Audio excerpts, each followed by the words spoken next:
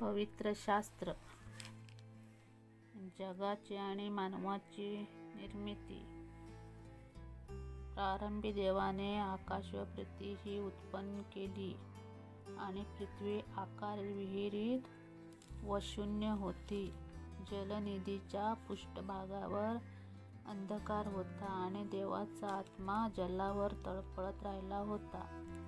तेव्हा देव बोलला, प्रकाश हो, आणि प्रकाश झाला. देवाने प्रकाश पाहिला की तो चांगला आहे, आणि देवाने प्रकाश व अंधकार हे एकमेकांपासून वेगळे केले. देवाने प्रकाशाला दिवस व रात्र,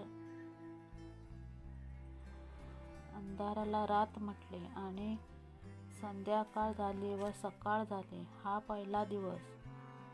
मग देव बोलला, जलाच्या मध्यभागी अंतराळ हो व ते जलास दुभागणारे हो.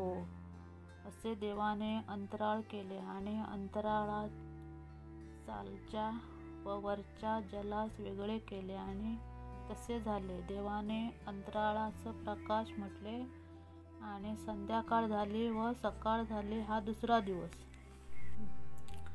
मग देव बोलला, आकाशाखालच्या जलाचा एका ठिकाणी संचय हो व कोरडी जमीन दृष्टीस पडो, आणि तसे झाले.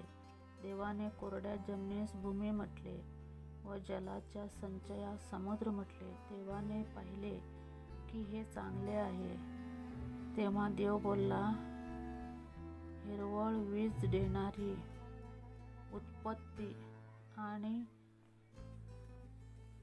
आपापल्या परी 26 फळे देणारी फळझाडे भूमी आपल्यावर उपजवो, आणि तसे झाले. हिरवळ, आपापल्या परी वीज देणारी वनस्पती व आपापल्या परी सजीव फळे देणारी फळझाडे भूमीने उगवली. देवाने पाहिले की हे चांगले आहे, आणि संध्याकाळ झाली व सकाळ झाली, हा तिसरा दिवस. मग देव बोलला, दिवस व रात ही भिन्न करण्यासाठी आकाशाच्या अंतराळात ज्योती होवोत. त्या चिन्हे ऋतू, दिवस व वर्ष दाखवणाऱ्या होवोत. पृथ्वीला प्रकाश देण्यासाठी आकाशाच्या अंतराळात त्या ज्योती होवोत, आणि तसे झाले. देवाने 2 मोठ्या ज्योती केल्या, दिवसावर प्रभुत्व चालविण्यासाठी मोठी ज्योत, आणि रात्रीवर प्रभुत्व चालविण्यासाठी लहान ज्योती. आणि त्याने तारेही केले, पृथ्वीवर प्रकाश पडावा, दिवस व रात्र यावर प्रभुत्व चालवावे, आणि प्रकाश व अंधकार यास भिन्न करावे. म्हणून देवाने आकाशाच्या अंतराळात त्या ज्योती ठेवल्या.